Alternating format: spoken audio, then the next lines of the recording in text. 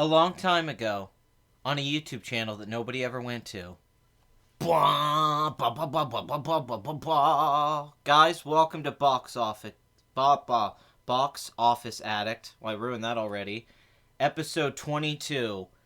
The Last Jedi opens. Hey, that's not bad. The Jedi opens. There we go. Episode 22, The Jedi opens. This is Box Office Addict. This is my weekly box office show where we look at the weekend numbers and discuss movies and stuff like that. And I'm just going to keep it simple. I always over-explain the premise. So let's just say it's a show where we talk about the weekend box office and discuss movies that go open on that weekend and all sorts of things, the marketing and all that.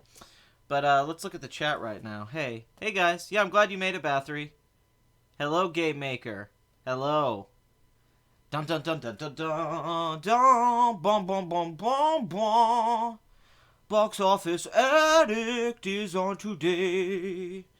Yeah, that's right, guys. Welcome to episode 22. Man, I've been doing this for 22 weeks. What the heck? I can't believe we've made it this far. We haven't missed a week yet. I don't think we've skipped any Sunday. It's been at different times. I can't be on a regular schedule, but just like Disney with the new Star Wars films, man, I don't have a plan. I'm just playing it by ear. That's how we go with these things now. If Disney can run a franchise that way, I can run my live stream show that way. All right, so here's how this episode's going to work. Typically on Box Office Addict, I look at several movies and then focus on number one kind of in the second half. And then... Oh, awesome. And then I usually answer some questions. So because this is such a big...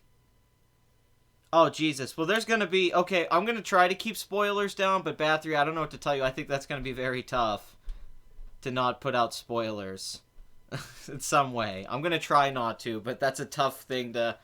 if anyone wants to know my opinion, I did a spoiler review on Friday after seeing the movie. Now, that review I'm not totally happy with, just because... And I don't agree with a lot of people that this is a film that has so much and you have to really collect your thoughts and it's complex. I don't really think that. It's really just that it's just so much to talk about and I didn't get to focus on certain things that I would have rather focused on. I think I kind of lost track. So I'm going to do another review that's less spoiler heavy and stuff like that down the road that focuses more on the positives and negatives and gets more to what I was trying to talk about. I just thought my review lacked a little clarity. I was kind of all over the place. But I want to do another one.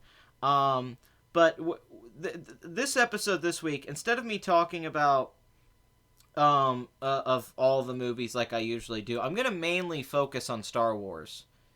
So all the stuff in the chat, if you have any questions about the movie, that's what you should focus on. We are going to focus on the opening weekend, Disney, all that, the money, where it's all going. I mean, that's what I kind of I want to focus on this week. That doesn't mean we won't talk about some other movies.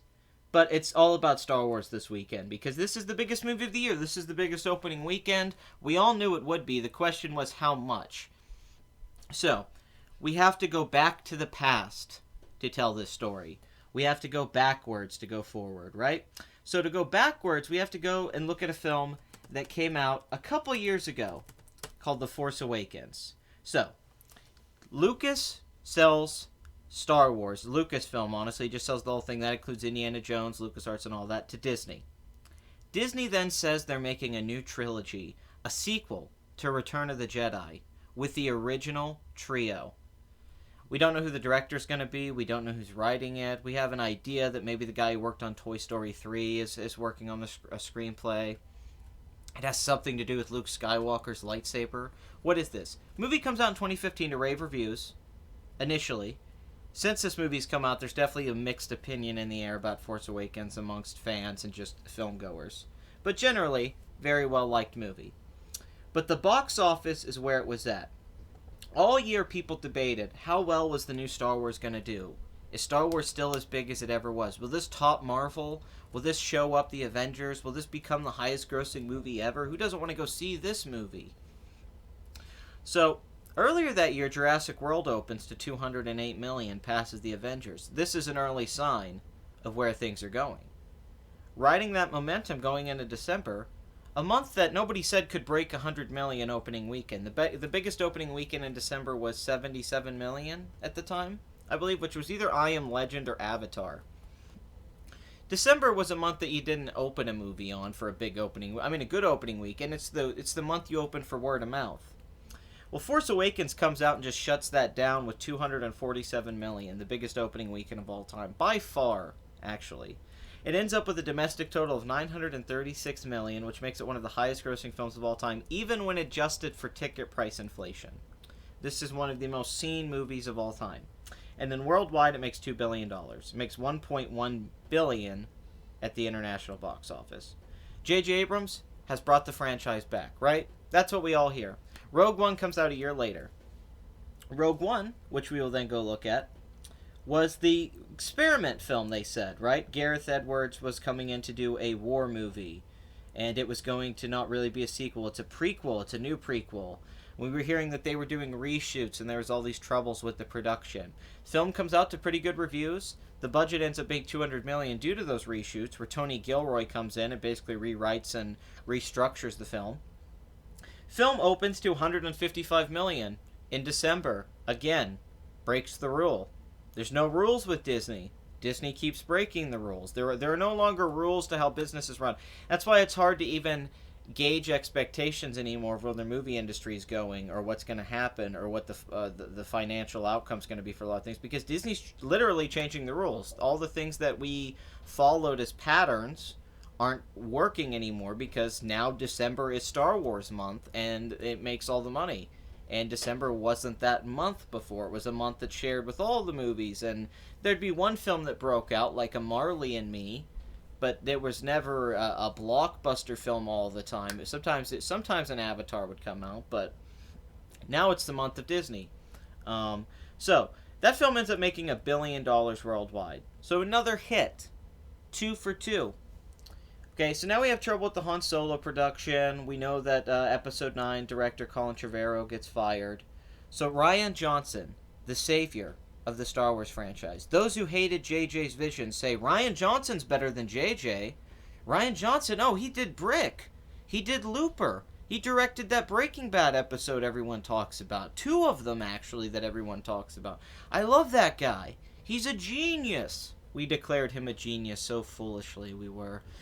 So foolish about it. So then we all get hyped for this dark new film, The Return of Luke Skywalker, who got oddly limited screen time in the previous film.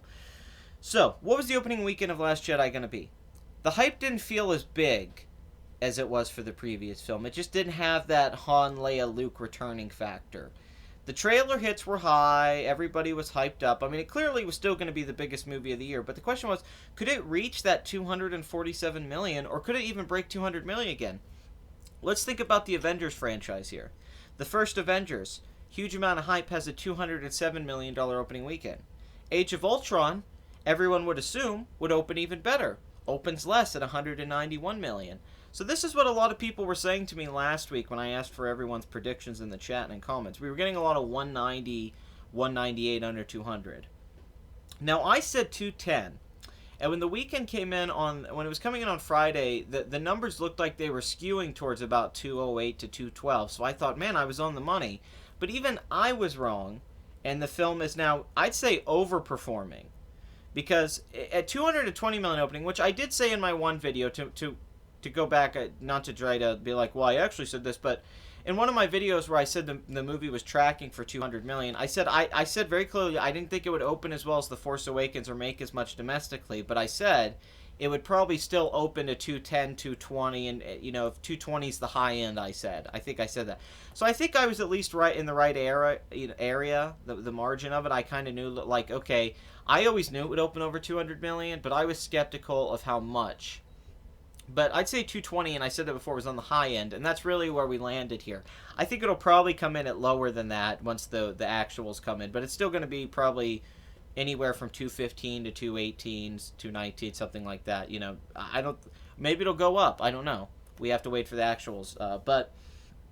So it didn't open as well as The Force Awakens. But we all knew that was going to happen. Nobody thought this was going to open to like 265, 270. And you were crazy if you thought that. It just wasn't. That's not how it worked. That opening weekend of Force Awakens was so huge that to think that the next movie is going to open better than that's crazy. It would be lucky to open at that opening weekend again. That's a great opening weekend. You can't do better than that. pretty much once you break the $200 million mark on opening weekend, everything else is butter because you made so much money up front that it kind of creates a tidal wave effect. So here's the thing that's crazy about this movie, though. Force Awakens comes out, people seem to love it. But then reviews start to get a little So people think, is the word of mouth bad? But no, it's a crowd pleaser. People love Force Awakens. People laugh in the theater. There's F yeah moments. So the movie makes a lot of money. Has great holds. Amazing holds. So we go into the weekend on this movie, The Last Jedi. Critics love it. Critics love it across the board. 86 on Metacritic. 93% on Rotten Tomatoes. Third best reviewed Star Wars movie, really, behind Empire and New Hope. Third best reviewed Star Wars film, I'd say. Across the board. People love it, right? Then the people start finding out about it, hearing about it, then people start to go see it. It gets released before word of mouth starts coming out. The audience ratings across the board start to skew oddly negative. I mean, like, it's 56% on Rotten Tomatoes out of nowhere in the weekend. Metacritic, low scores. So audience seemed to feel differently. So people thought during the weekend, how good is the word of mouth going to be? Is the film going to have steep drops? Is Friday to Saturday going to drop big because people seem to not like the movie? It's the most divisive Star Wars film ever, it seems to be. I didn't like the movie, and a lot of other people didn't seem to like the movie. Angry Joe did a video about not liking it. Mundane Matt did a video on not liking it. Stephen Molyneux did some weird breakdown of race, connecting it to the themes of the movie. Collider praised the movie blindly in every video. Even Screen Junkies, Dan and that girl did kind of a mixed review in their spoiler talk, you know? So it seemed like it was mixed, but the movie still overperformed. The movie still did better than anyone was predicting. It's that 220 is on the high end. So despite the controversy and the idea that the film was going to open weaker, it ends up opening better than what a lot of people thought. Now, why did this happen? Why did this happen is the question. That's where we really got to go down the rabbit hole here. So here's my explanation, and let me see if anyone can agree with my logic here. Okay, and you guys in the chat tell me. Here's what I think happened with The Last Jedi's opening weekend and what's going to happen with The Last Jedi. I said on my live stream on Friday that I thought this was a possible franchise killer. That this was the kind of film that could really divide fans and the future of this franchise, okay? Now, when I said that with this arrogance like it was immediate, and I really didn't make a good point. Here's the point. Oh yeah, Collider is just so... you see them sweating trying not to say anything negative. It's so hard to watch people have a hard time saying negative things, like, at all. And they're just trying to fight. It's like, dude, you can say negative things. That doesn't mean you have to give the movie a negative review or say it's a bad movie. You can just still criticize things about it. It's fine. But here's my thing. Well, you know, critics can feel differently. I remember American Hustle got great reviews, and I thought that movie was awful. I thought that was a terrible, trying to be Scorsese type thing. I thought it was a very absurd, all over the place, well acted and well shot, but really outside of some of the Louis C.K. parts. And critics loved it. So, you know, people just have different opinions. Stuff that critics seem to lean towards, which a lot of people argue is because they're more educated and understand the depth of film and all these things, which I think is a ridiculous claim. And sometimes audiences lean more in certain types of movies. You know, Paul Blart is a movie that connected with a certain part of America, and we're not really sure know why. Okay. Both TFA and The Last Jedi, although very different, have exactly the same score on RT. Well, kind of. Like, it has a 96% with top critics and an 8.2. And Last Jedi's got like a 90% with top critics and an 8.2. It's like more critics, the percentage is higher on Last Jedi, kind of, but the average ratings are the same. It's like an 8.2, 8.3, but more critics are giving positive reviews than there are to... It seems like... Or there's more like 4-star reviews for this movie, or like 10 out of 10 reviews. So, here's my thinking. Remember Batman v Superman, how it opened to 166 million? And it still made a lot of money. And then now Justice League opened to 93 million. Remember the Pirates of the Caribbean franchise? When the second film opened and made 135 million and made $1 billion worldwide.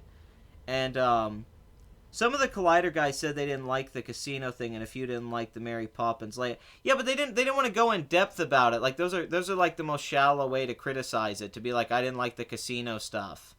They didn't really, like, they still spend half of it saying, like, oh, but this is genius, this is genius. Like, if you didn't see the nervousness on their faces, like he even said, like, I didn't want to come out and say it. They were definitely fighting that they didn't want to say, which I think it hurt those reviews. Those are very shallow reviews that Collider gives because they don't go down the negatives and the positives enough. They, even if their review was positive, that was cool, but it was like they didn't either want to say, hey, I feel this way wholeheartedly, or they were trying to separate it. I don't like that about Collider's reviews. They do that all the time. They don't want to say anything negative about a filmmaker. They don't want to say anything negative about how a story. They try to be so nice all the time, and it really kind of hurts that they.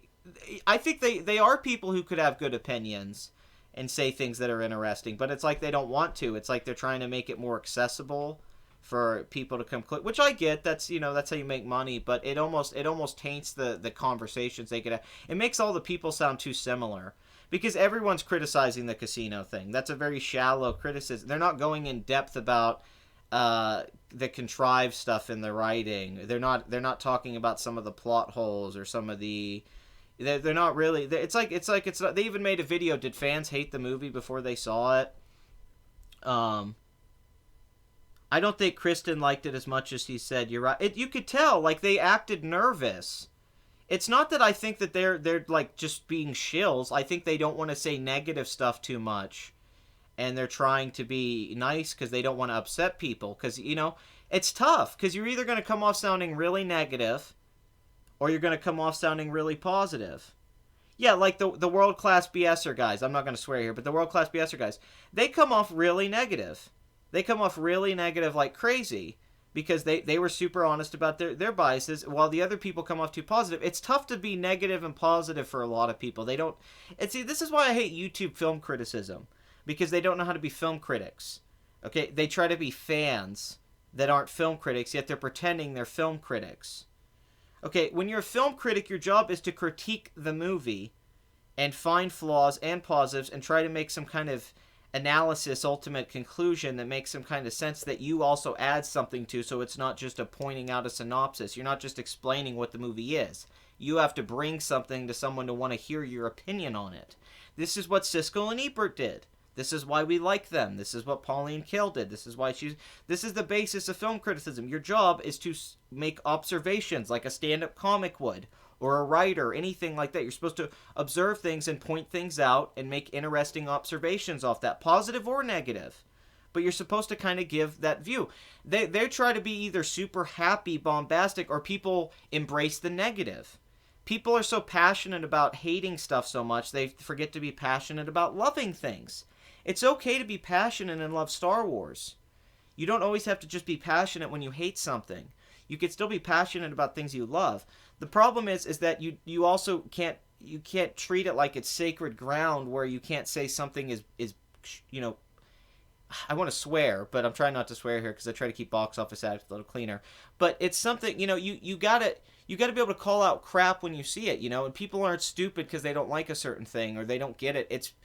You gotta actually look at it as a movie in a lot of ways. You can't go in. You could tell how many of the Collider people and other people are biased, but yeah, I agree with you. World Class B, I agree. They get a lot of hits because they're negative, and I like those guys. I think they're funny, and I think they're good dudes. But because that's their gimmick. They crap on Star Wars. That's awesome. I get that. That's fine because they don't like the movies. They have a right to do that. But yeah, it does create hits if you put up "this movie sucks."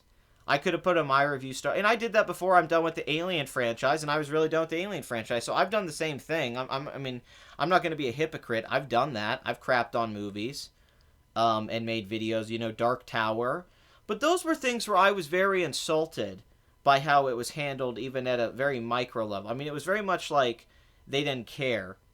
And I agree with you guys. Red Letter Media, what they did with the Nerd Crew, pretty much sums up some of this stuff. But it's just that film criticism, in an online sense, I hate it because it's either that, yeah, it's either negative and people like that, they go to that bias, or it's super positive. There's nothing like in the middle where you kind of just have to review a movie and look at both and be fair.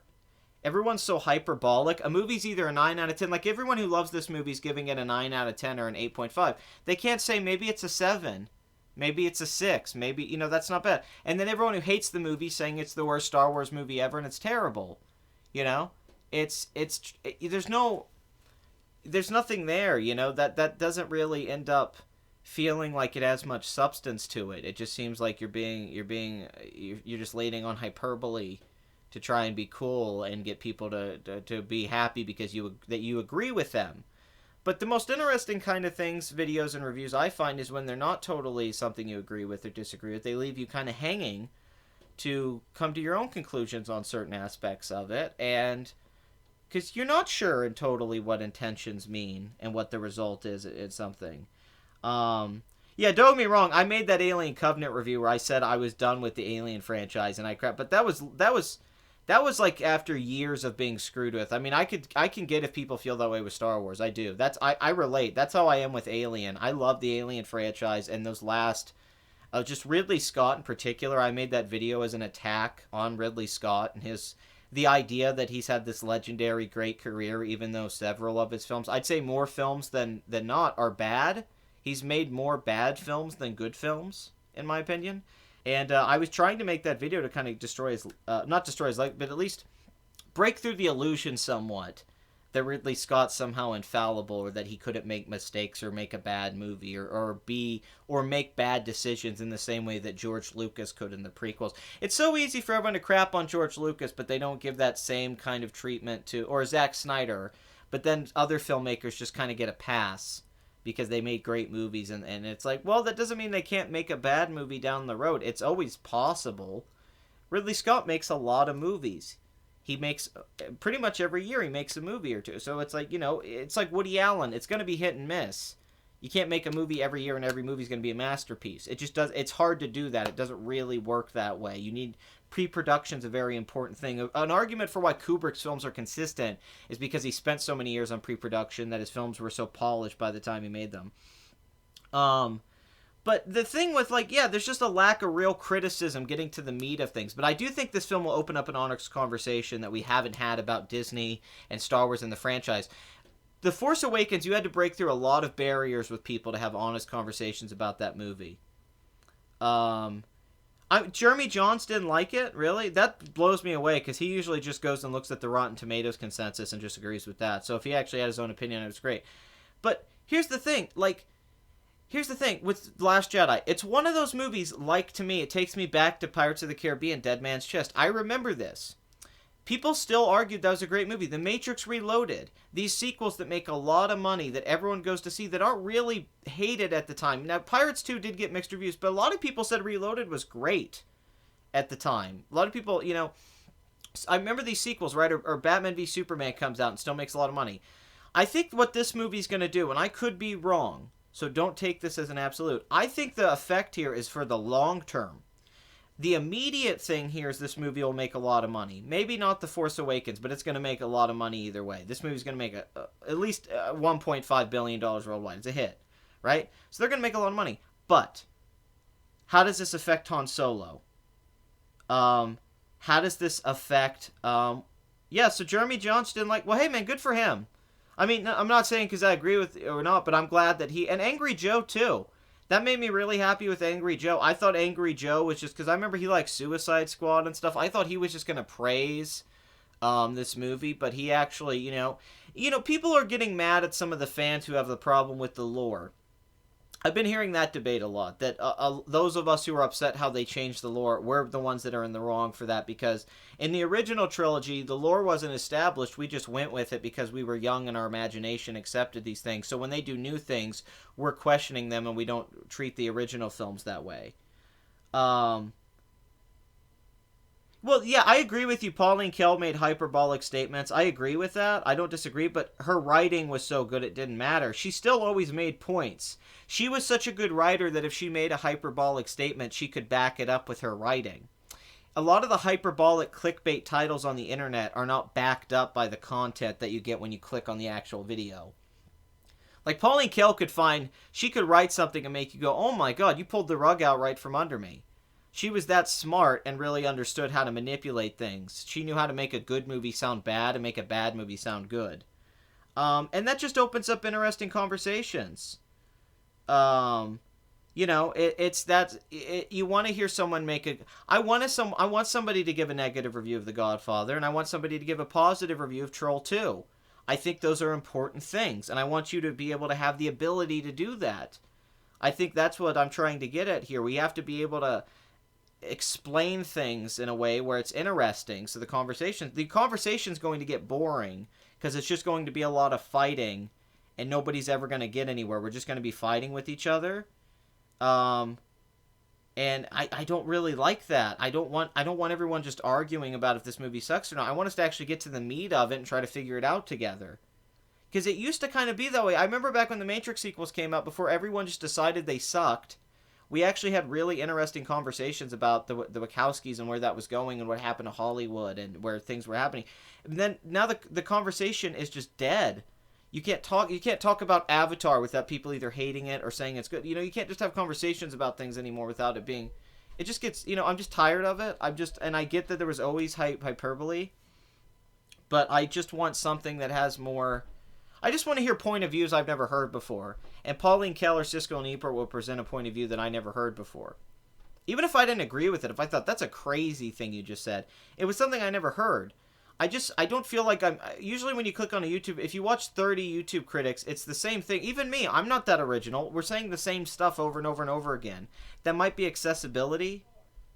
But, everyone giving out 10s all the time now. I just don't like it. I don't like it. Okay, so, but here's my thing. I think this is a long-term thing. I think this will affect it. This is a trickle-down thing.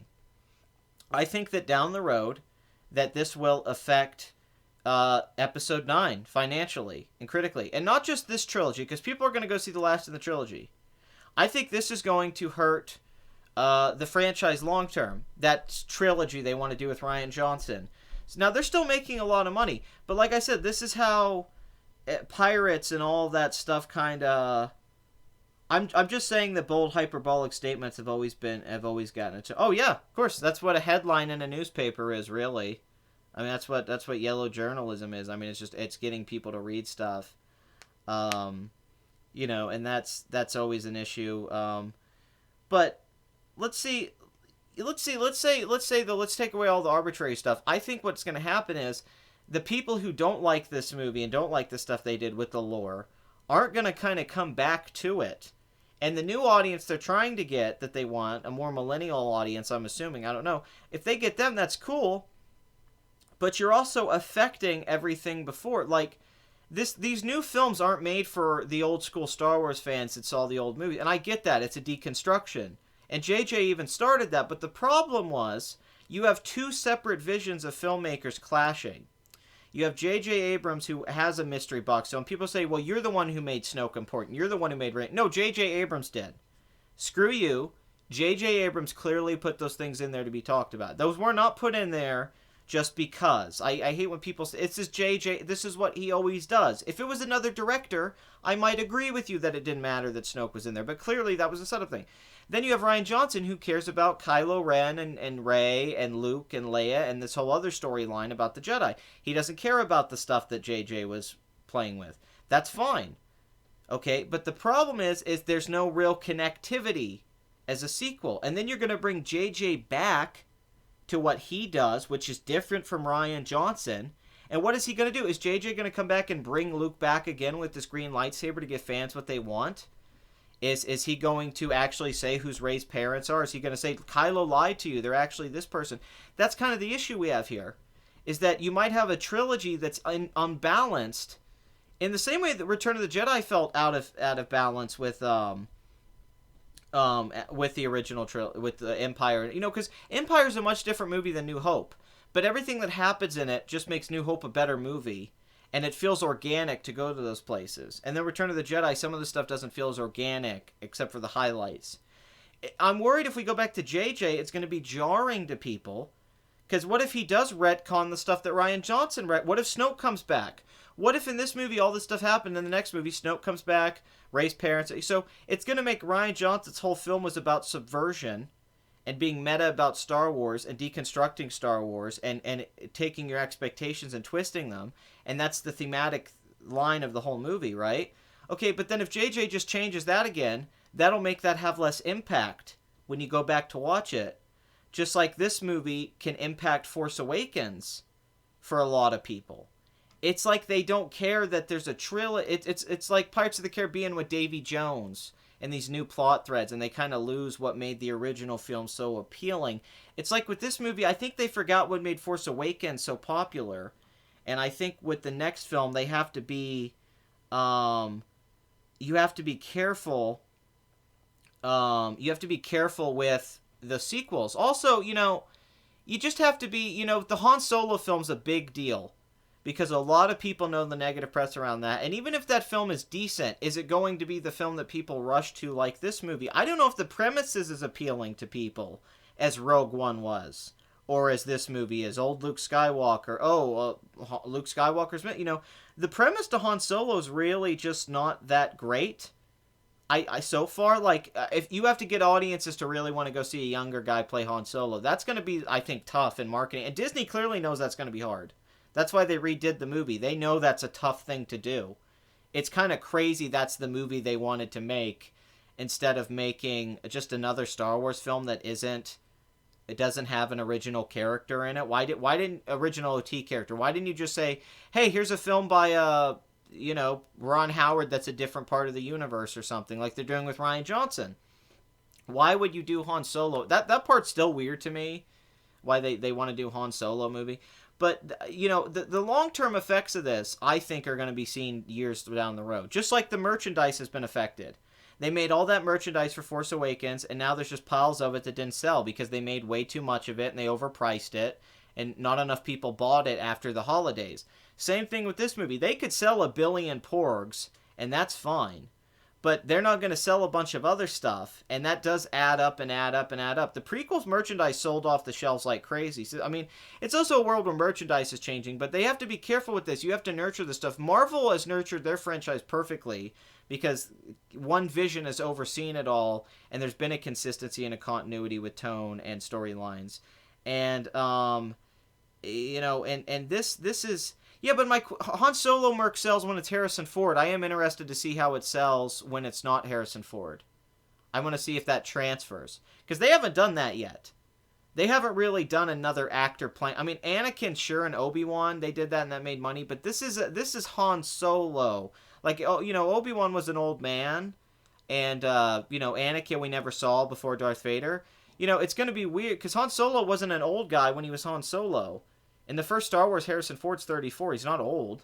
So this isn't very much before the events of Han Solo, New Hope. So that's a little weird. I think the fans built up Snoke with their theories. See, that's the problem I don't like, though, when people say that, when they say it was just the fans. The movie was designed that way, though. Force Awakens was designed for fan theory. So that's kind of the issue, though. Disney made that a thing. If Disney hadn't done that with that movie, this wouldn't have happened. They made it that way. It's too obvious. That was the design of it. They wanted the speculation. If you're just going to do the next film where it's subversive and they say, well, hey, Snoke doesn't matter and all that, that's cool, but then who is this guy? It's just really bad writing then. Then you introduce a super OP old Sith character and you don't explain how he's so OP and where he came from and how he got the First Order thing, which you don't have to. But then, why even have him? What's the point then? He's not really that important. Okay, well then why have that character? It's just one of those things where Rian Johnson was like, okay, well why not just decide early on who the villain is and not F around with it? And it was not just fans building it up. It's what everyone tries to say, though. It's deflection. Because when that movie came out, it was clear that Snoke thing was... Because a lot of the criticism of The Force Awakens of why it's a bad movie is because that stuff's really out of place and silly. And they said, well, a lot of people said, because the defense became, we're going to defend it. They said, no, we're going to defend it. They said, they said the next movie will explain it. They said that Rey's power levels being so crazy will be explained somehow that's really cool. And they'll explain Snoke being who he is and all this stuff. And they really didn't. Which is fine. Like I said, they don't have to. But that's where the whole argument started. And Disney started that with how that movie was. And J.J. Abrams with doing his mystery box crap. It's the same thing he did with Star Trek Into Darkness. And why that franchise why they didn't even acknowledge Khan in the third movie. And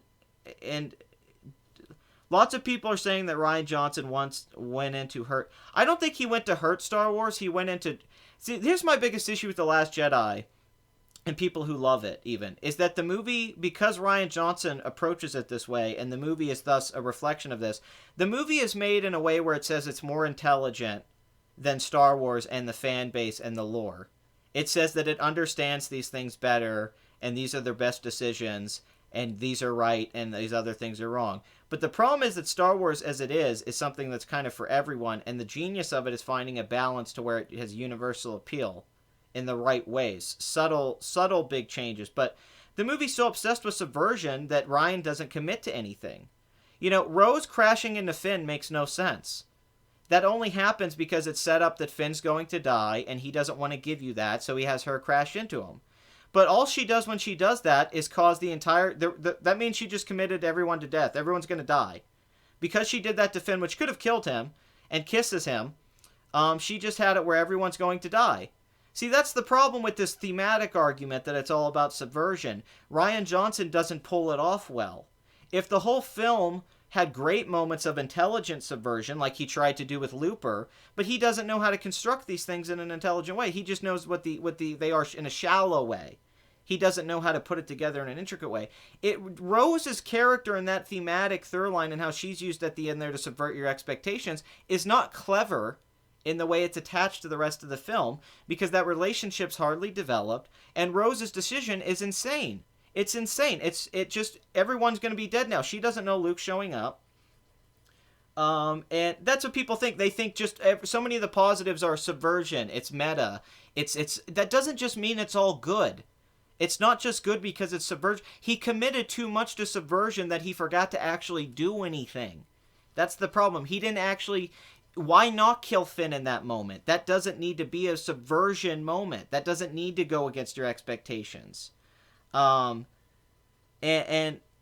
Johnson is a mega fan of Star Wars and thus wrote this bad piece of fan fiction. The twists in the film were manufactured for shock value. That's the thing. It's not like those subversive... It's not like those elements that you don't see coming are better than what other things were. It wasn't better that Luke's a projection across the... That's not cooler than some other fan fiction theory. It's just as stupid. Leia flying through space is just as stupid as any fan fiction thing on Reddit or a forum.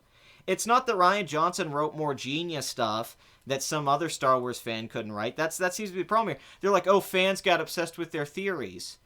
Okay, well, if Rian Johnson's writing of Snoke is better than a fan theory, then I don't know what good writing is, because that really isn't anything. I mean, at least fan theories had depth to what they were saying. All Rian Johnson has is that subtext thing. And that's all he really has. So it creates a clinical tone to the movie and a distance emotionally. And then a lot of the decisions just come off like someone who thinks, I understand this better than everyone else, and this is better. I want to make my movie, and I don't care about the previous one. But it doesn't really work as a sequel then.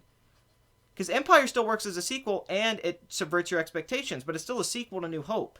This is an odd sequel to Force Awakens. It feels so different, and the major decisions are so different. The major decisions are so different that part is so jarring, I think, for a lot of people. And I think that's going to create... Because here's the thing. If JJ comes back... Now, if Rian Johnson was doing the next movie, I might be more optimistic because I'd go, well, he'll follow this up. But they're going back to JJ, who made a different kind of movie before. These are not the same kind of movies. So it's just weird. This is like... why I didn't like Return of the Jedi, because it goes back to... It didn't go naturally with Empire. JJ is not the guy to take this franchise right now. He's not the guy to carry it home. Because all JJ did was said, here's the stuff you have to add on to, and Rian Johnson said, I don't want to deal with that stuff. If JJ brings it back in, that's going to make this a really weird movie, where Snoke dies, and then he's back in the next movie, and it's like, okay, it's just a weird thing. It's like Jack Sparrow getting eaten by the Kraken. It's there, it happens, it gets people to go see the movie. So here's my thing. I think because this movie's so divisive and it's getting a lot of negative and people arguing it, it's making people go see it. Because people have to go see for themselves. I've seen so many people on Twitter going, I have to go see this for myself. Half my friends hate it, half my friends love it. Those kind of movies gets people going to the theater. Even if you don't like it, everyone... I went and saw it. You go see it. Everyone's going to go see this. The question is, how does this carry over to Episode 9 down the road and how they market that film? Carrie Fisher being dead and not being dead in this movie. All those things are weird. The place we're at right now. And like I said, you could tell so many people who normally love this stuff, like a Jeremy Jahns or that kind of stuff, or an Angry Joe, who loved Force Awakens. They're not liking this movie. It's just a weird shift that you're kind of seeing that wasn't there before. And, they never told you who the Emperor was or how he came to power before the prequels. People accepted that he was just a big bad. Yes, but the difference was when that series started, the Emperor was already in charge. When Star Wars starts, the Empire's already running the galaxy, and we know there's a small group of rebels fighting against them. So you don't really need to know who the Emperor is fully. That's what makes it interesting. Is that because it's the problem is how JJ set this franchise up. It's not totally Rian Johnson's fault. You're misunderstanding me. I blame JJ for a lot of this for how he made Force Awakens. He did a poor job of setting up the First Order and the Resistance and where the galaxy was at. It was very clear in the original Star Wars how George Lucas set that world up. His world building was good. You knew who the leaders were and what was happening, and the good guys and the bad guys. Princess Leia made it very clear. Alderaan, all that stuff made it very clear politically what was going on. Force Awakens doesn't care about setting up Snoke in the First Order. He just says, this is a sequel to Return of the Jedi. The end of Return of the Jedi, the Rebels won from what we saw. So it's been 30 years. So we need some answers because we know what happened. When New Hope came out, you didn't need the prequels because it was a new story. Force Awakens is not just a new story, it's a sequel. JJ tried to have it both ways. He wanted to make a sequel and a reboot. That's what he even kind of planned was. So the problem is, instead of JJ just making a sequel or a new kind of film like Rian Johnson tried to do, he tried to make something different. JJ tried to make something for old school fans and new fans. And that was a bad foundational start for Star Wars. Because now Rian Johnson comes in and he wants to make a movie that's interesting, but he's stuck with that J.J. Abrams crap. That was the problem. This all went back to J.J. and Lawrence Kasdan and Disney in that first movie. New Hope is such a great movie to build off of at the end, with them blowing up the Death Star. You could go anywhere. That movie could end right there and it's over. Force Awakens isn't that way. You can't just watch the end of Force Awakens and say, well, that's the end of the story. New Hope is kind of a standalone movie. When New Hope ends, they blow up the Death Star and you get the medals. You don't know if there's going to be a sequel. Force Awakens, there has to be a sequel. The movie ends on a freaking cliffhanger. Rey's holding the lightsaber out to Luke. It's a cliffhanger. It's literally on a cliff. That's not in the original trilogy until Empire. But JJ starts with the cliffhanger, which sets up expectations in the next film. So Rian Johnson came in and tried to be clever about it and go against your expectations. But the problem is that JJ's whole foundation is not that great. It's not as dense and interesting and depth of character and the world as George Lucas developed in Star Wars, the original. No, it's not even close. So it put a lot of bad stuff on Rian Johnson. I think Rian Johnson had a tough time figuring out what to do with Snoke and what to do with Rey's. I don't think he's like, what do I do with this stuff? Why did you even put this crap in here? Like, it didn't. I think he was trying to figure it out and try to make something that was still him. That's the and then JJ's going to come back and JJ might go right back to the stuff he did before. So that's just what I don't like. There's no single vision. George Lucas, sure, Irvin Kershner came in and wrote the script but there was still like those same people worked on those movies consistently. Kathleen Kennedy doesn't seem to have a vision for where she wants the trilogy to go. Like, well, here's Rey and this is her story. It seems like Rian Johnson has a completely different idea of Rey's story from what JJ had.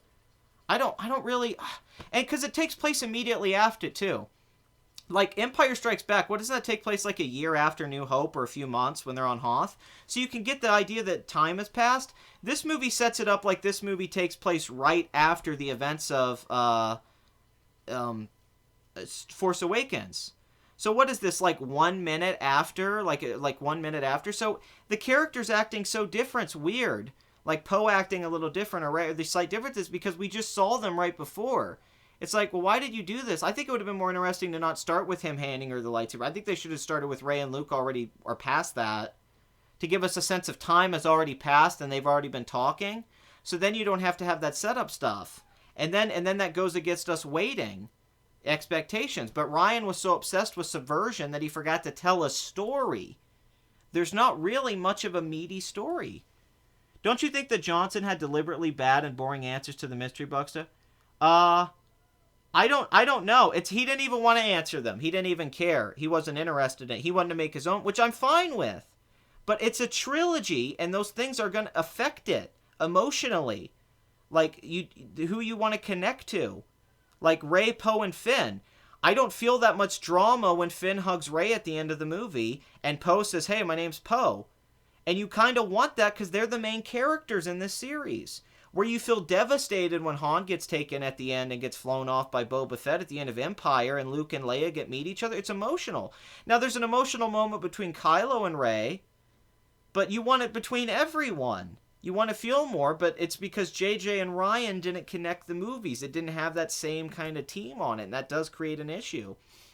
It creates tonal issues. When you make a sequel, you either have to say, this is a sequel franchise, we're going to make a sequel to Return of the Jedi and what was set up before, or we're going to do our own thing. But they're trying to have their cake and eat it too. They want to do it both ways. And that's the issue I have. I think Rey's parents being nobody after seeing The Last Jedi seems pretty obvious now. Who else would give her to Unkar plot Jakku junk trader besides drunks?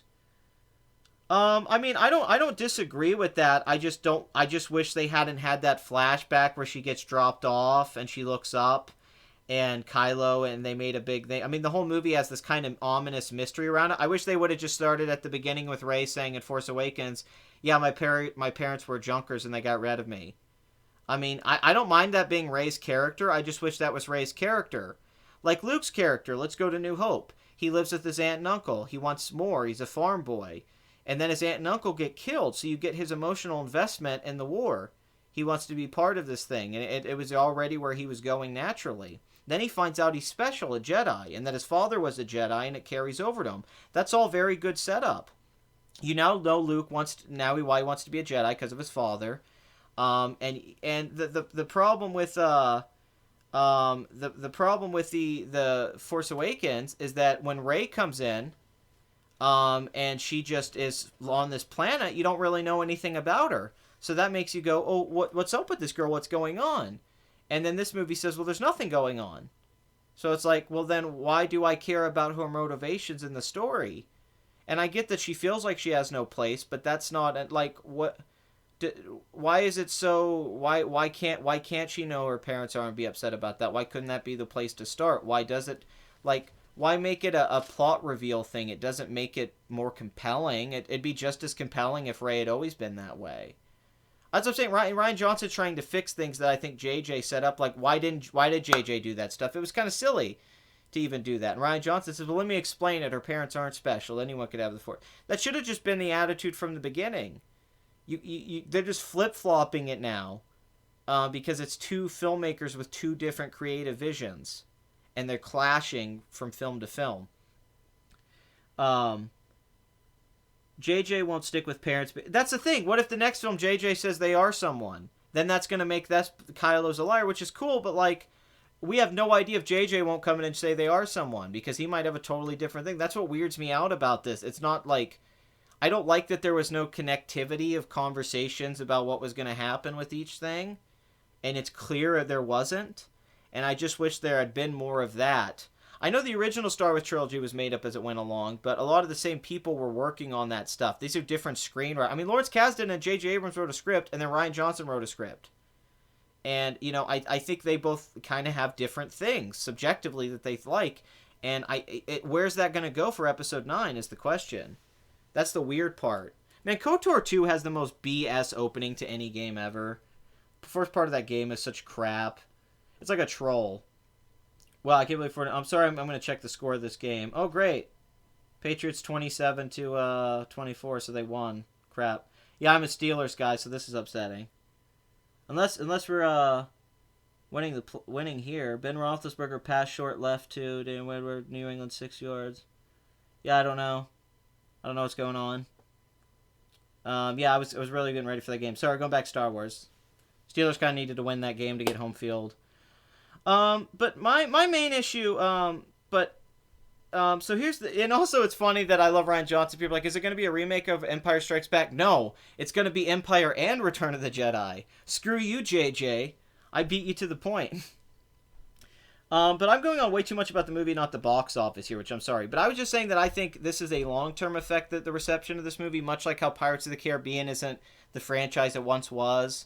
You have to have these big films that too. Now, they could bounce back from this, just like Age of Ultron didn't stop Marvel. This means Han Solo could be their Guardians of the Galaxy, and then they have a Thor Ragnarok. So they're not done yet. But they need to be careful. They're really screwing with lore and certain aspects and power levels and stuff. And if you're not careful with that stuff, see, Kevin Feige's very particular about that stuff. What Thor's hammer power is, the shields, the different things. He works on that. I feel like Disney's being a little loose with some of those aspects, and those things fall apart down the road to where we go, well, why didn't this character just do this in the other movie? It makes me think of Michael Bay's Transformers. Optimus Prime's power level changes in every movie. And then you're like, well, why didn't he just do this in the first movie? You got to be careful with that stuff. Those things can really hurt your movie. When you make some people too OP, and then we all just go, well, why don't you just have this happen all the time? You have to be careful about power levels. That's very important. Lord of the Rings was very smart about this. The original Star Wars was very smart about this. Game of Thrones was good about that for a while, where it was like, hey, if you screw up, you die. But this new trilogy doesn't kind of have its own internal logic yet. And I'm hopefully, maybe JJ and Rian will talk, because they're supposed to be working on it. Hopefully they'll figure out the logic together going in episode 9. Say, okay, this is what it all meant, and this is where we're going, and this is what we can do together. Because I think if JJ comes back and does what he wants to do, it's going to clash with Rian. I think they really have to work together on the next one and decide, like, what is the ultimate. Is this the film finally we've been promising, where Poe, Finn, and Rey are like the original trio? They bro up, and it's great, and there's awesome fights, and it's got all the things you want, and these new characters really come alive and become friends. Because, like I said, Rose crashing into Finn's just suicidal. She just killed the entire Resistance and Finn and everyone because the plot needed to subvert your expectations. It's contrived. That moment happens just so. It's like Laura Dern not telling Poe her plan. A lot of those things just happen so he can subvert you, and that's my problem. He does it in a lazy way to get the result. I like his idea conceptually. I just don't think the execution was flawless. Like Looper, like the idea, hate the execution. But a $220 million opening weekend is fantastic. That's a fantastic opening weekend for this movie. Definitely the best of the year. Second best of all time. Rian Johnson's biggest by far. I mean, come on. Oh, crap. Well, I'm glad I didn't watch that game. Yeah, Antonio Brown got hurt too. I know some of you're like, why are you talking about football and a box office thing? It's like, sorry. I also like sports. And that sucks. It's not a bad sign, though. Everyone was saying the Patriots were going to get like 50 points against our defense. But it was a 3-point game, so even if we don't get home field advantage, it says that we might still be able to compete in the playoffs. Hopefully. But that's another topic. $220 million opening weekend. That is only $27 million less than The Force Awakens, which had a monster opening. A monster opening. Do you think Episode 9 will have a time skip? I think it almost has to, really, to work. I think a time skip would be smart. Because this movie kind of avoided it, and I get why. But the next movie, I think it would be smart because then you could establish Kylo and Hux are kind of have this new setup with the First Order. You could set up Rey's been training a lot more and been talking to Kylo for a while, maybe. Because that's what they set up here. You could really follow through on some of those things. But you can't, you got to be careful. But I think they'll do a time jump.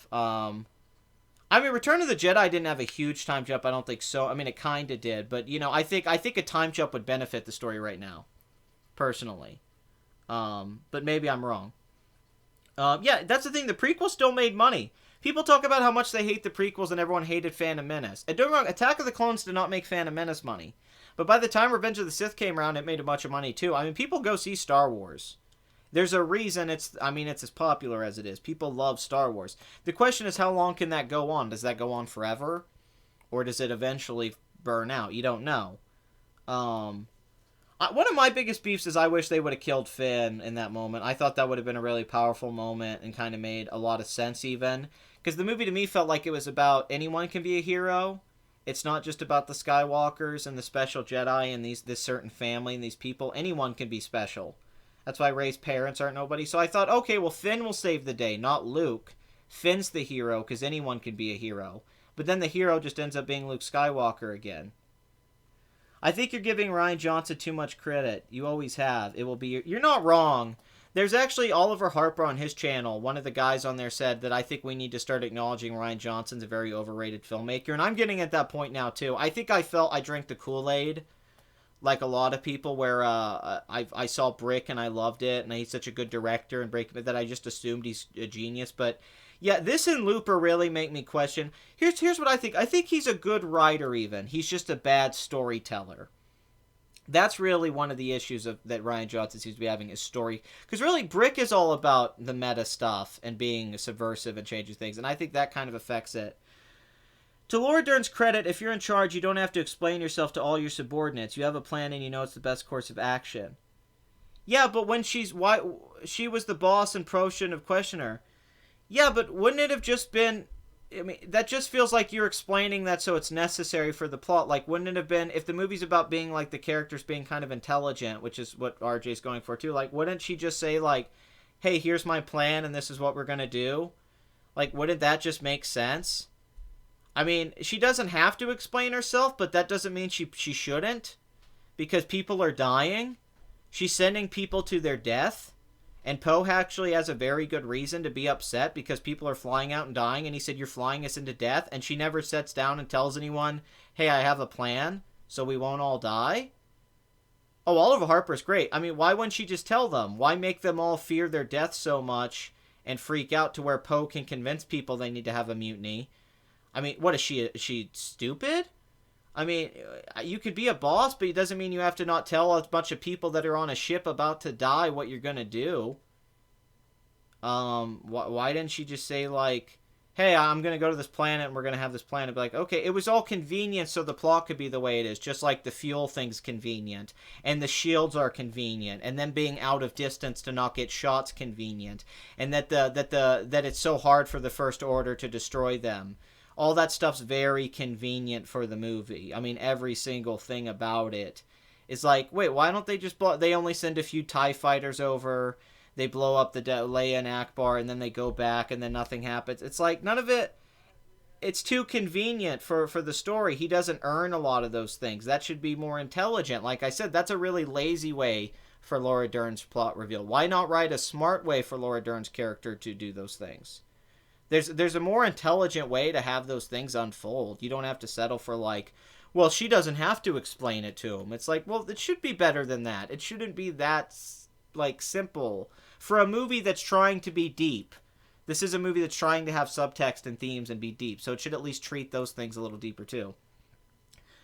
Heck, being the boss was more reason to have her explain the play. Exactly, to bring comfort to the other people there, to tell them that it's going to be okay.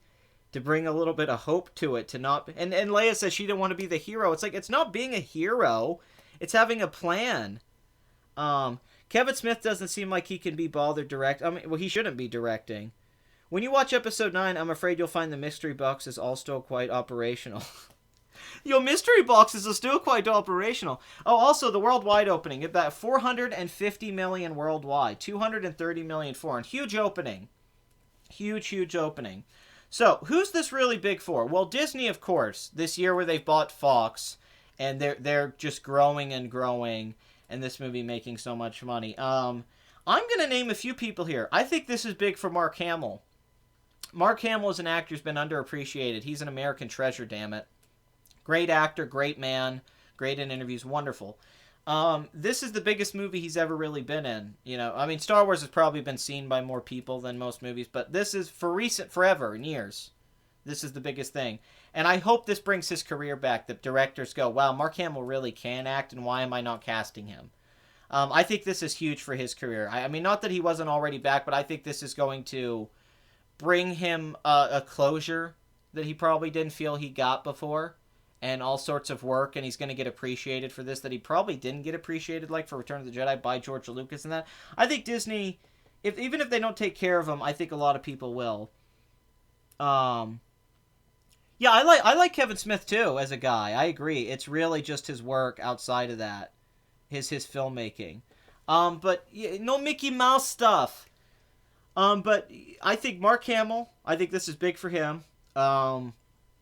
Kathleen Kennedy, this kind of keeps her going because it takes off all the the fear of the reshoot room, all the reshoot and drama and the firing directors. This shows that the Star Wars brand's still strong. And in particular, I think this is a really big moment for Adam Driver and Daisy Ridley, who are up-and-coming actors. And even though I'm not a big fan of Daisy Ridley, and I am a fan of Adam Driver, I think that Kylo and Rey are becoming iconic, even if they suck, in the same way that a Bella or Edward could become iconic, or any characters that are famous from a franchise. Harry, Hermione, Ron, who I think are better characters and better realized than the trio in this movie. But I think their careers, because she's a Murder on the Orient Express, he's been getting in this indie work, and he's in stuff like Lincoln and Logan Lucky. I think they're both kind of building their brands up. In particular, Adam Driver and the Kylo Ren character. I think he might become a star, like a big star, if he plays this right. I think he might have the opposite of Hayden Christensen's career, where it kind of goes downward after Star Wars. I think Adam Driver might actually have a big career. I don't know how much it helps Oscar Isaac or John Boyega, because the movie really didn't focus on them in that way. But in some ways, this was kind of like a star making, like a big moment for Adam Driver to really go to that next, to really become like a big, big movie star. Because everyone's talking about Kylo Ren now just as much, and that was how Force Awakens was. Kylo gets a lot of the discussion, the fan focus, and I think that's going to keep... I think that's not going to stop after this.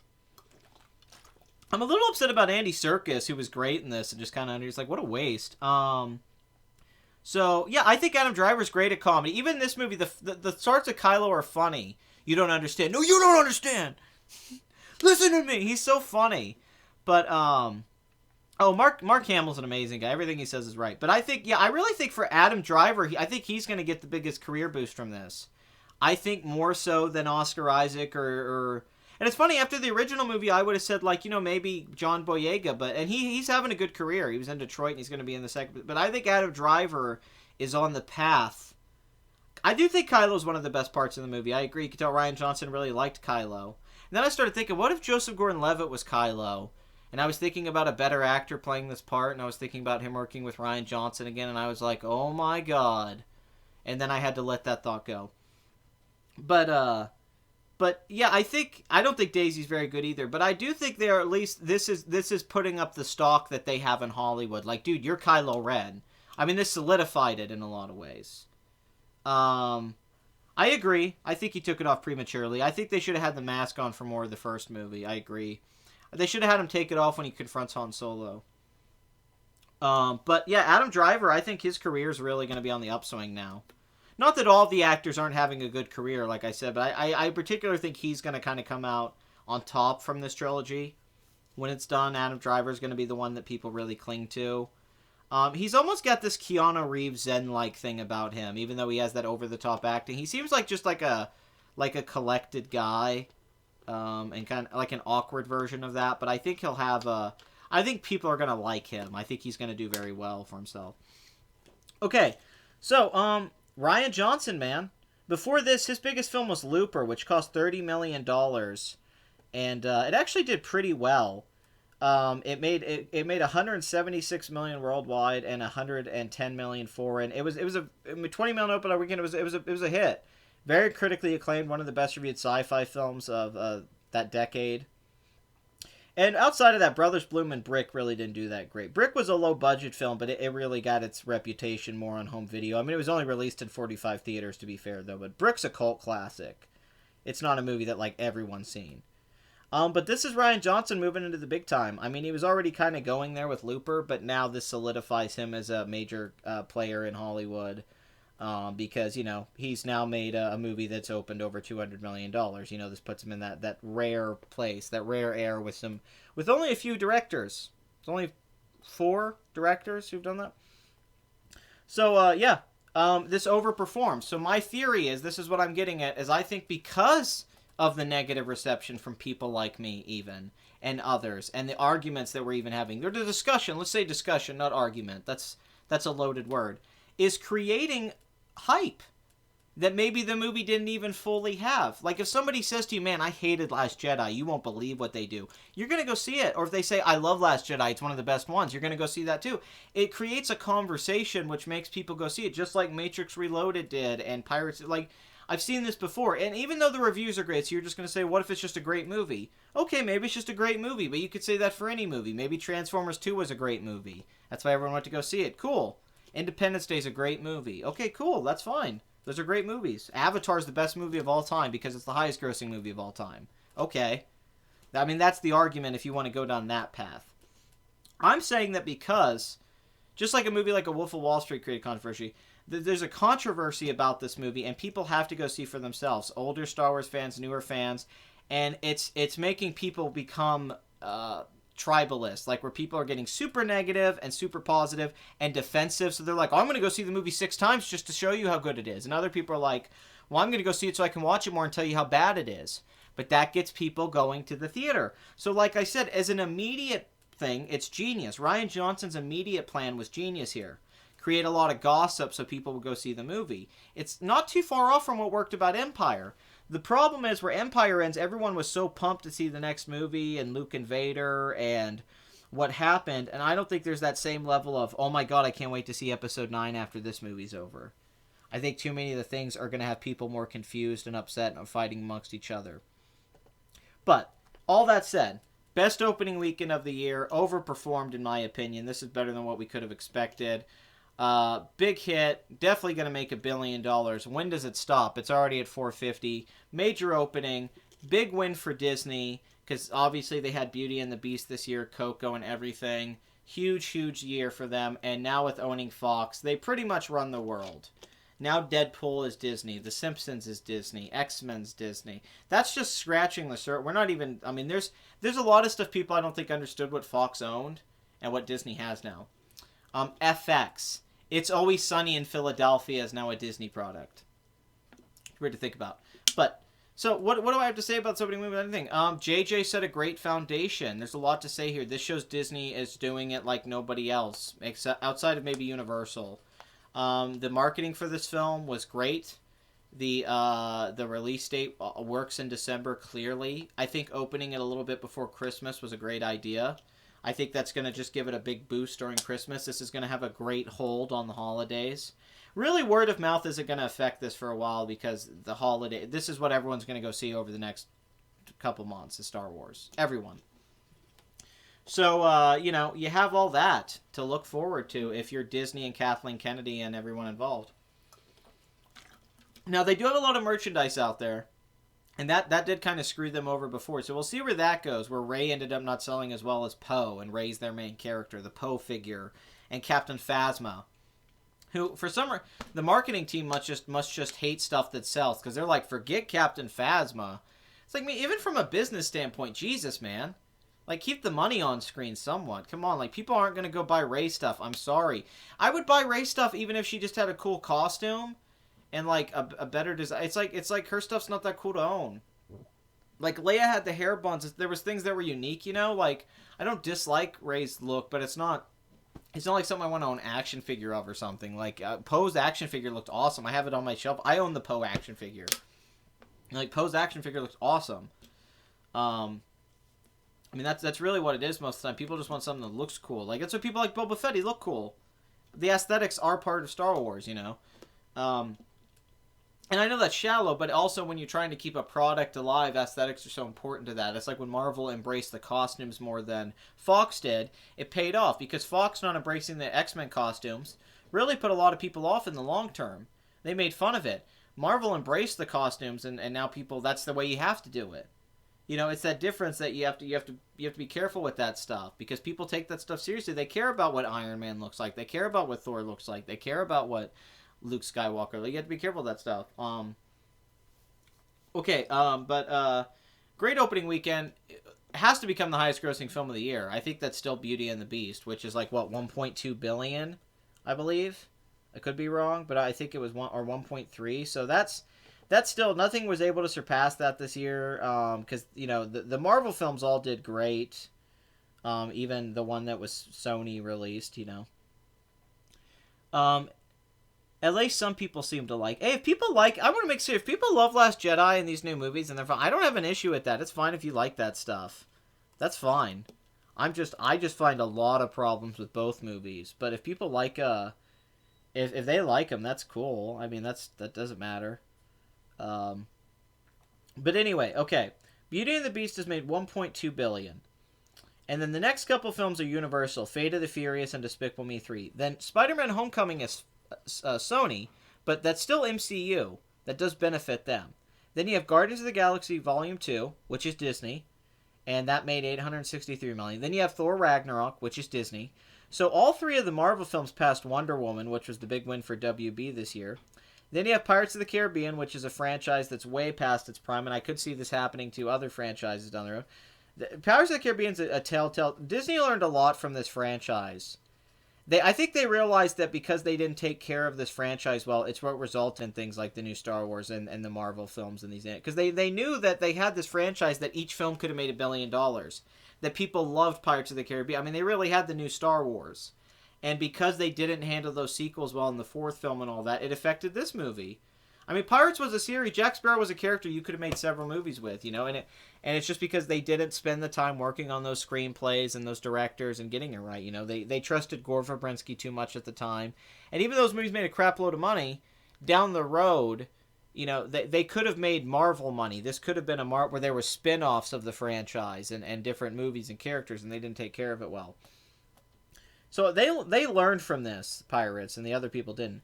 Then you have It, Justice League, which, you know, neither one of them are, but Justice League, those numbers are hilarious. Logan, which is now Disney. Now they own Logan, so that's kind of a win for them now.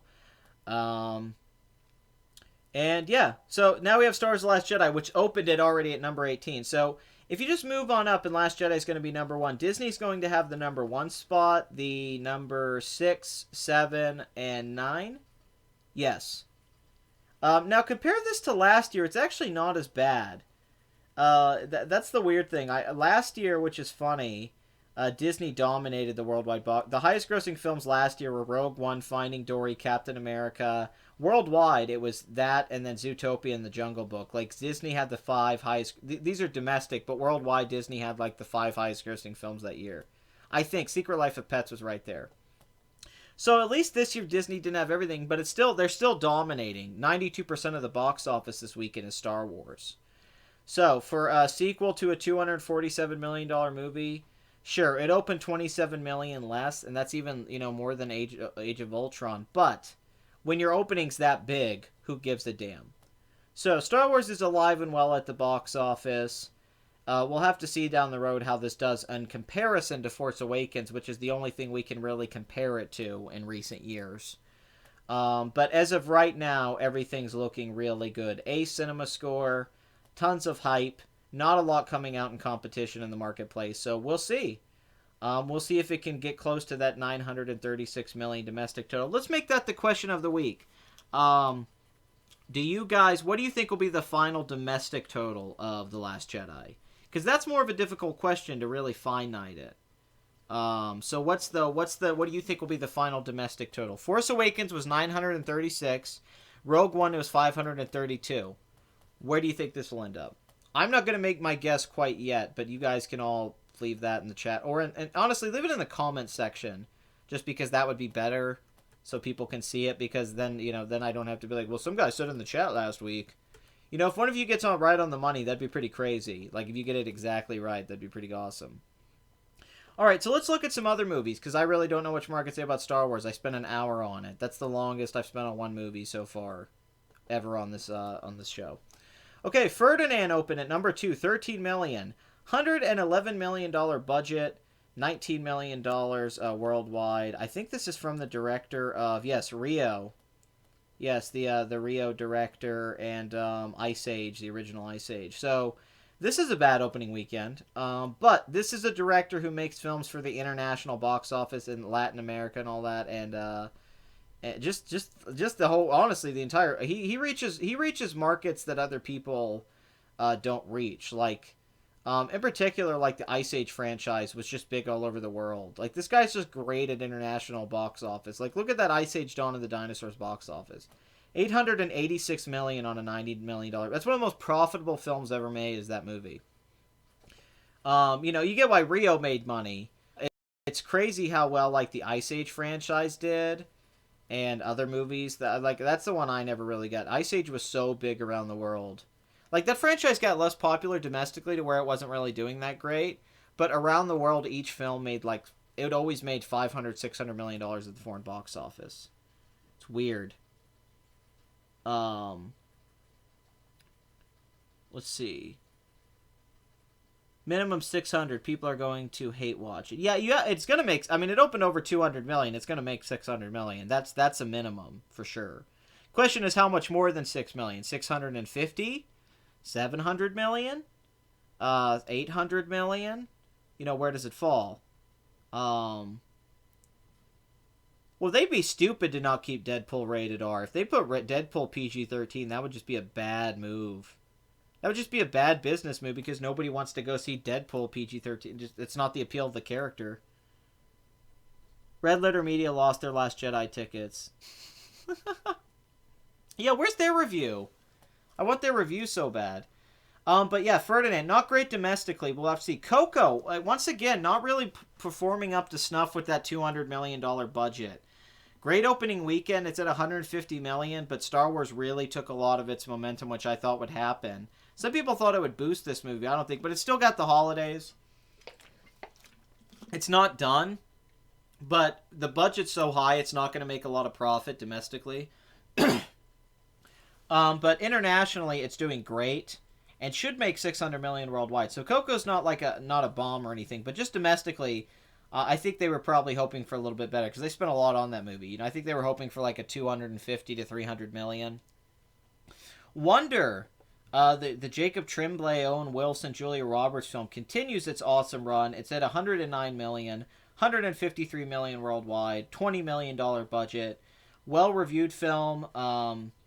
Very, very modest budget, and one of the biggest hits in a while for Owen Wilson and Julia Roberts. And kind of, I think, continuing momentum for Jacob Tremblay. Justice League, 56% drop. Those 50% plus drops are still happening. 2,700 theaters, 4.1 million. The film is at 219 million. I think we can say that all those people saying this was a lock for 250 still, I'm not so sure we could say that anymore. In fact, I think this is going to barely do over 230 with how it's trying, even with the holidays. Justice League's been released pretty much everywhere. It's at 414 million foreign, which is only a little bit above Wonder Woman's foreign total. It's not even close to the foreign total of Batman v Superman, which was 573 million. And it's at 219, and it's about to wrap up. So the question comes out, is Justice League not going to reach 700 million? What do you guys think? I think we have to say no. I think we'd have to say this is not going to happen. I mean, that opening weekend was bad and it didn't build up. I know. Nerd Crew, sometimes when you're watching it, it feels like you're actually watching Collider or you're watching Screen Junkies and you're not watching them making fun of that stuff. You feel like you're actually watching it and it's like, wait. But yeah, I don't know. I think we got to say 700 million seems out of reach. I don't really see how this film's going to make like another $70 million roughly to make that. So, biggest financial disappointment of the year by far. I don't see how they don't lose a little bit of money on this actually, not including merchandising, but just with the marketing and a $300 million budget. And how pathetic that this is Justice League and then right above it Last Jedi has an opening like that. I mean, Last Jedi's opening weekend, let's just say this. Last Jedi's opening weekend is higher than the entire domestic total of Justice League as of right now. Justice League's been out for several weeks and at 219, and Last Jedi opened at 220. That is one of the most deflating things I've ever heard. Thanos in the house! No, it's great. I love the line they say, this is the best one since Empire, until the next one comes out. That's hilarious. That's such a funny line. You know, every new Star Wars is the best one since Empire. They're all the best ones since Empire. Okay, Daddy's Home 2, 3.8 million, 35% drop. Definitely going to make 100 million at 157. That $69 million budget, though, is kind of got to be hurting a little bit in the profits, especially domestically. Murder on the Orient Express, 97 million. Definitely going to make 100 million and 300 million worldwide. This movie has overperformed as far as I'm concerned. Kenneth Branagh's film, where he's the lead. I mean, this ensemble really helped, but Jesus, like, that opening weekend was great. It's doing really well domestically. It's still got Christmas to get that last boost. And making over 300 million worldwide. I mean, this is a possible franchise, or maybe they just got lucky with this one. We don't know. That international box office, though, I think makes it a franchise no matter what. I want to get to the Disaster Artist. That's a big one to talk about this week because apparently people are not liking that movie. Thor Ragnarok, 2.9 million. Thor Ragnarok is now at 306 million on a $180 million budget. It's at 841 million worldwide. What is there left to say? Thor Ragnarok is a third in a franchise that never reached these financial heights. It puts Thor to a whole new level in popularity, and it just helps set up Infinity War even more.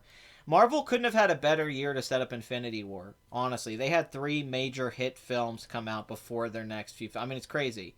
Everything's going their way right now. I mean, it's just one success after another at this point, where it's at right now. Okay, The Disaster Artist, which has great reviews, and James Franco just got a SAG nomination, which makes his Academy Award nomination chances look much better.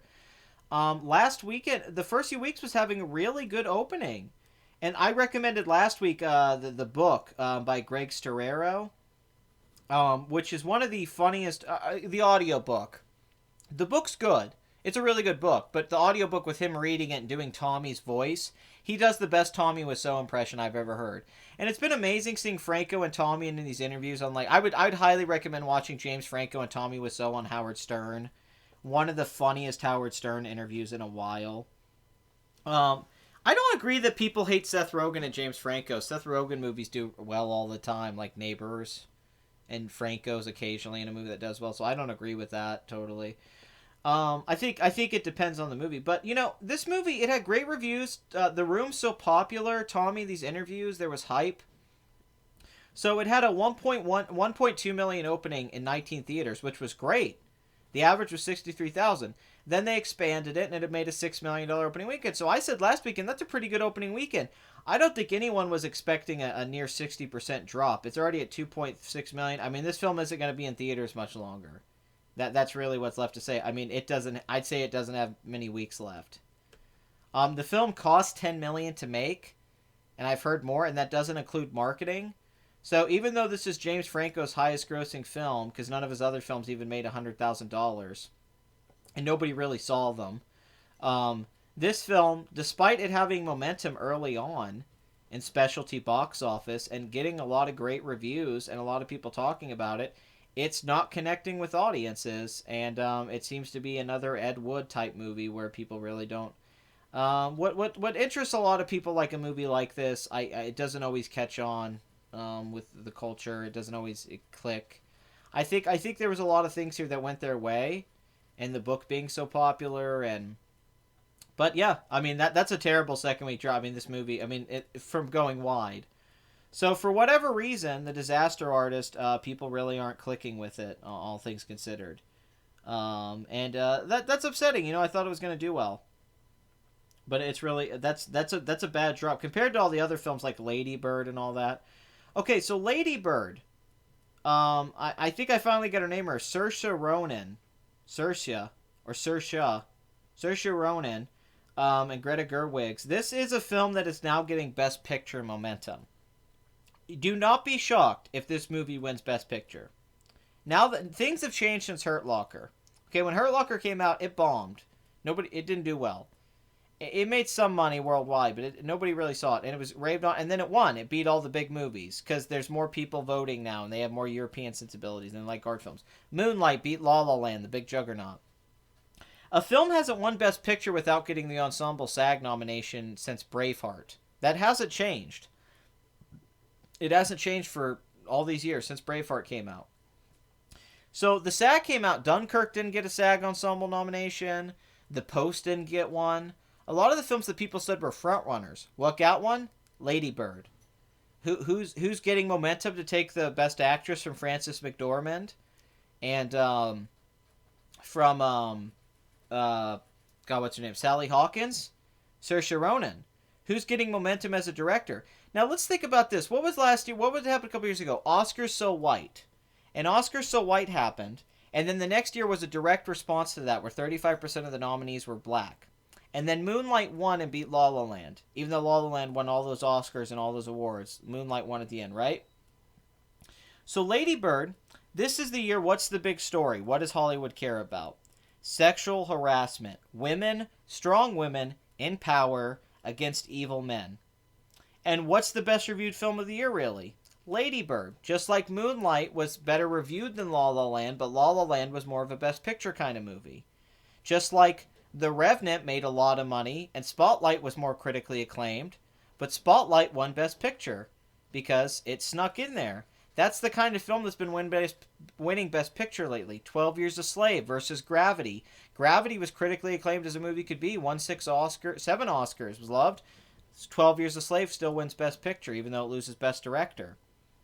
Here's my theory. Because of where Hollywood's at right now. Because they're really going to want to push strong women and a positive female message.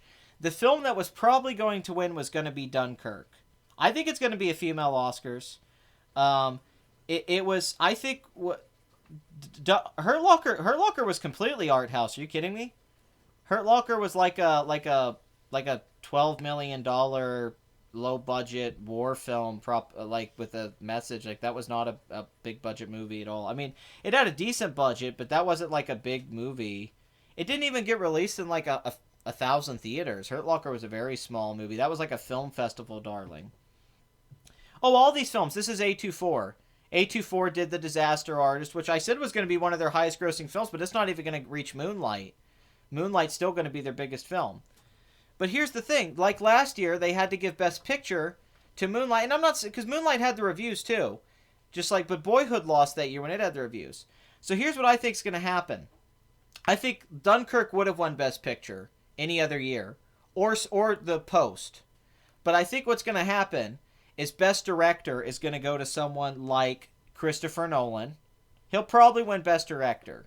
Or someone like Spielberg. Someone big's going to win that. Just like Alfonso Cuarón won and The Revenant won Best Director over Spotlight and all that. I think Dunkirk might win Best Director and all that. Lady Bird, I'm putting it right now, I think Lady Bird's going to win Best Picture. Because of the SAG nomination, because of where Hollywood's at right now, because it's a female director. That doesn't mean I think Greta Gerwig's going to win Best Director. But I think Lady Bird's going to win Best Picture, Best Screenplay, and Best Actress. And Best Supporting Actress is a lock, too. It's pretty much won.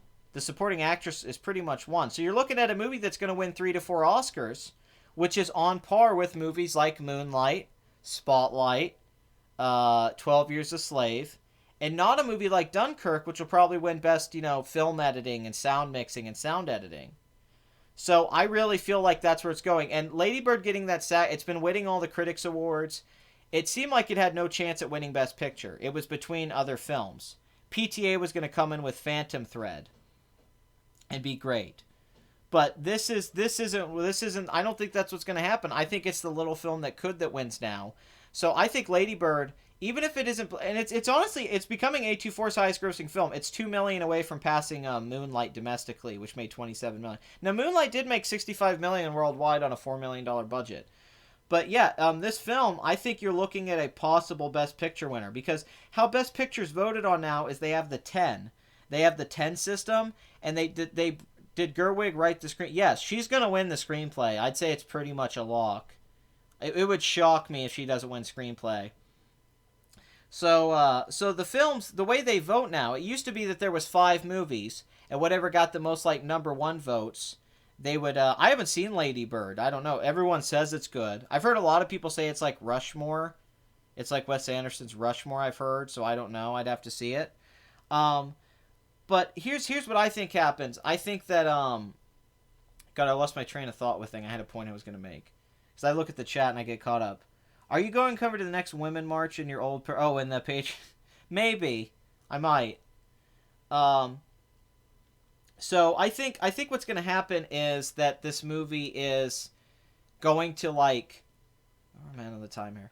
I think it's going to win Best Picture probably. I could see it happening. And I think what happens now is that we can't think in the traditional way with Best Picture anymore, that a film has to make money to win Best Picture. It really doesn't. It doesn't have to be a blockbuster these days. Not that was always true, but generally that was true. A movie had to do somewhat well at the box office to kind of get acknowledged. And that was true for a long time. So we're looking at a time where it looks like, yeah, Lady Bird's, I think, is right now becoming a frontrunner. And still The Shape of Water, Guillermo del Toro. You can't rule that movie out. You can't rule out Del Toro. I think that was getting momentum. But I'm just getting this weird feeling Lady Bird until we see what happens at the Golden Globes and all that. But I still think, I think this film is going to do well because of its budget. And I think people are underrating this film's chances at picking up momentum, and I think it's going to have it. I mean, it's got 99% on Rotten Tomatoes. I mean, it's as well reviewed as a film could be, really. I think Dunkirk was the front runner to win Best Picture, but I would say right now it's got big competition. That SAG thing was kind of a big blow, honestly. By the way, Pat, you see any of those SCP videos I got? Yeah, I did. You're always problematic, Bathory. You always are. But I was one point I was really wanting to make that I was building to, and I just kind of forgot it. It was something about and I'm not saying that to be like, oh, Oscars are SJW messages and stuff like that. I'm just saying that's how I think it's going to work out, and I'm trying to explain why. I'm not saying it's because it's. I mean, if you think Lady Bird's a good movie, apparently. But oh yeah, it was the top 10 thing. The way they vote now. It used to be 5 movies and number 1. Now they have the 10 movies that you can have up to 10. A lot of the times the movie that wins is like a number 2. See, like Revenant was a movie some people had at number 1, but then at number 5. Spotlight was a movie that everyone had at number 2. Birdman. Boyhood was a movie some people had at number 1 or at number 5. Birdman was on everyone's 2 or 3. So it won Best Picture. Same thing happened with Moonlight last year. Moonlight was everyone's number 2. Some people hated La La Land and put it down low, and some people put it 1. But a lot of people put Moonlight 2 or 3. Lady Bird's not the film that's going to be everyone's number 1, but it might be everyone's number 2 or 3, which is how you win Best Picture now. That's how Best Picture's won now, is with like having the most number 2 votes, which is weird. That's how the percentage works now, but I would say that's the thing. It could gross $50 million if it wins. I think Dunkirk deserves Best Picture, actually. I actually think I think Dunkirk very much deserves Best Picture. I think Dunkirk deserves picture, director, editing, sound editing and mixing, score. I haven't even, outside of Blade Runner 2049, Dunkirk's the only movie I've seen this year that's genuinely like great. That isn't like some low budget, like that isn't like this movie I saw, Columbus, or this movie Stronger by David Gordon Green stuff. It's like the only one where I was like, yeah, this is the only acclaimed film this year that actually has legitimate artistic merit. Blade Runner's got cinematography locked, it feels like already. I don't think Get Out's going to win Best Picture. I would think Get Out could win in a different... I think it's going to... because it's about the women this year. It's about the women this year, you know? What the... Why did... Blood Money, why did you do that to the message? Hey, I thank you, man. What was in the message? Oh, it was swearing. Okay. The most number 2 votes. Well, that's kind of how it works then. No, Wonder Woman will get a nomination for maybe sound and special effects. There will be no Best Picture, Best Direct. No, Wind River is not the Hell or High Water of the year, no. I don't think so. I don't think Wind River is going to be getting anything. I think the competition is between Lady Bird, Dunkirk, The Post, and 3 Billboards, and nothing else has a chance. I think those are the films that are going to be competing. Speaking of 3 Billboards, that movie made $1.6 billion. It's made $21 million. It's still doing pretty good. I see that actually doing really well. Shape of Water, $1.7 million. 52% increase, 158 theaters, $3.6 million. Guillermo del Toro's best reviewed film since Pan's Labyrinth. Definitely going to get some Oscar noms. It's doing pretty good right now. It still hasn't gone wide enough for us to get a sense of where it's at, but that's really good numbers for how few theaters it's in. I mean, it's really doing well. You just don't know how much of an audience is out there who wants to watch it, because it's in so many limited places that people are going to have to see it. So, but that's all good signs. I think they should go wider around Christmas to really. I think they can ride the momentum. I think this film could pass 3 Billboards and Lady Bird and all them. I think it has a lot of momentum going its way. A film that's losing momentum is Call Me by Your Name, which looked like the film that was going to win Best Picture against Dunkirk, and was actually in the running for it. I think. I don't think Wonder's. I think Wonder might get an acting nom or something, but that's about as far as it's gonna go. Um, I think A24 is all right. I appreciate what they do.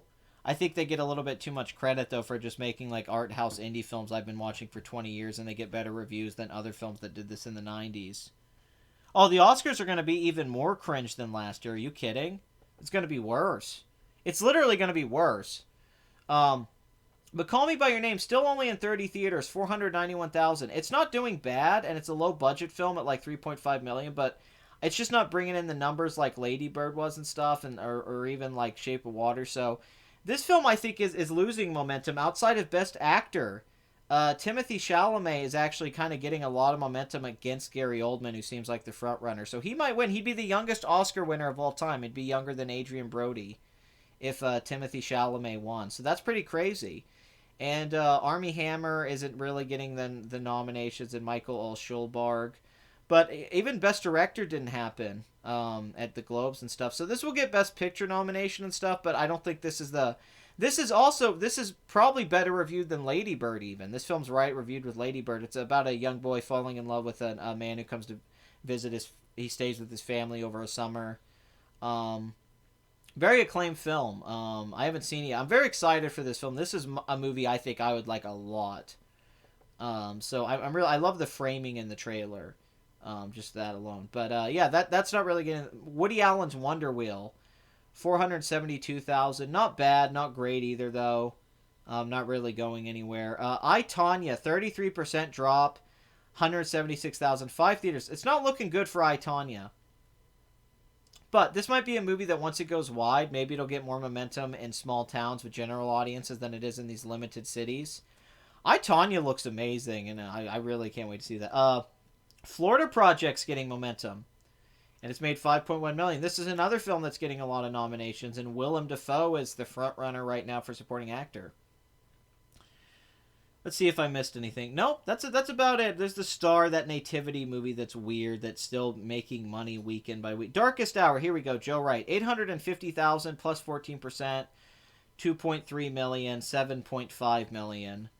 This is from Joe Wright, the director of Atonement and Pride and Prejudice. This is a big return for him because Anna Karenina didn't do that great, and then Pan did horrible. It like pretty much bombed, and I think this did well worldwide. Yeah, 68 million, and it got like mixed reviews, but it just I didn't actually see this. I heard that great super. Hannah did all right worldwide, and actually Pride and Prejudice and Atonement did great.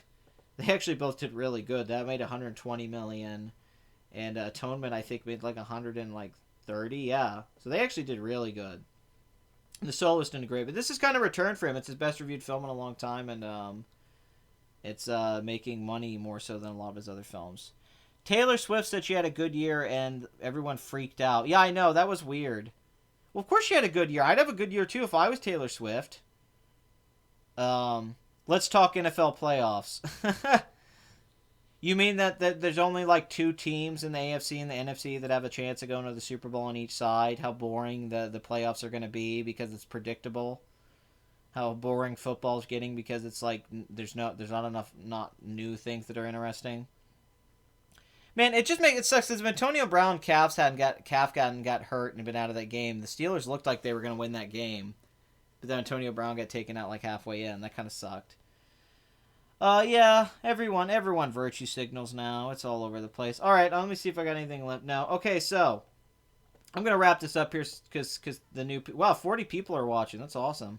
So, I don't think that's I think we've had like 60 people watching at one time. But damn, there's a lot of you in here. I think Dunkirk's not going to win Best Picture, but it's going to win some stuff. If you don't, Dunkirk, I think, has score locked up and like sound and stuff. I mean, and if Nolan just gets the director nomination, that's a big deal because he never got. I'm worried Phantom Thread PTA's looking like it's going to get overlooked a lot, you know. But yeah, there's a lot of people watching this, and I didn't want to make this too long because a lot of people might tune in after. So I'm sorry if I'm going to cut it a little short because this could have went longer. 101 million for Jigsaw.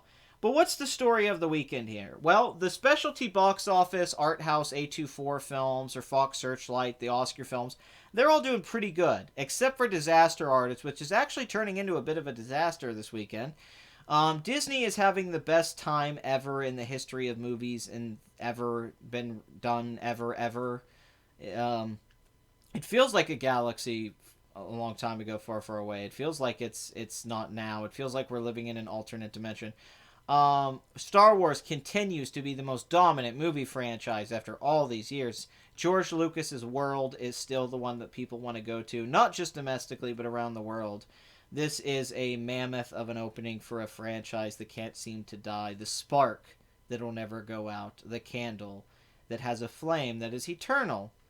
Just like the lightsabers here that seem eternal, to be in our dreams, and even if you love it or you hate it, it makes money. So everyone who invested in it, and people who care emotionally about the finances or not, me who just likes talking about the box office, it's been an interesting year. 2017's had a lot of highs, a lot of lows, both culturally and in the business sense. And Last Jedi, in a lot of ways, is a perfect way to kind of sums it all up really nice. It's a little package. But thank you everyone for watching. This was a really fun episode. It was really fun to talk about Star Wars with everyone in the chat and going to the movie. But I appreciate it. Like, comment, and subscribe. Tell me what you think the final domestic total of Last Jedi will be. If you disagree with me, that's fine. I'm just stating my opinion on stuff. It's a crazy weekend. Sorry I didn't talk about other stuff, but it was Star Wars weekend. Can't wait for the holidays. That's going to be a crazy weekend coming up here and not too far off. And we're going to talk about the holiday weekend. That's always fun. Movies always hold really well at that time. So expect some crazy boost to some movies that need it right now. And all that. So, yeah, this is Box Office Addict. If you watch the show, you're probably an addict yourself. And I'm not here to really help you out with that. I want you to embrace that part of yourself. I like your addiction. I want you to have it. But yeah, man, Star Wars is still Star Wars, man. They do it like nobody else. It's not even a competition. Actually, there is an Exorcist review coming from me in a while. I won't say in what form. I'm not going to review The Exorcist traditionally. It's showing up in a certain film list I'm doing. Let's just put it that way. But there's actually an Exorcist review, I'd say, coming in the next month or so. So that's definitely... I don't think Jumanji's going to bomb. I think it's going to do pretty well. But you might be right. Maybe I'm wrong. I'll accept being wrong. I've been wrong all year. But yeah, having all the people there is just crazy. What a crazy live stream. That's awesome. So much fun. Thank you for everyone tuning in. Please come back next Sunday, man. Let's keep the party going. Box Office Addict is all about the being here live. You got to be here live to really experience it. Why no ads for Phantom Thread yet? I don't know. And also, guys, please rewind your VHS tapes before you bring them back to the store. Okay, I don't want to do it. I have the only video store in this part of the country. It's very depressing. Don't remind me of how crappy my life is by giving me a tape that you didn't rewind. But yeah, awesome Star Wars discussion. Great having you all here. And I'll see you guys next week. Here's the Sharkfoot music to play you out. And if you like Sharkfoot's music, go to his channel, Sharkfoot_. But this is just from my channel with some stars and everything. That's pretty awesome. But it's like poetry. It all rhymes, you know.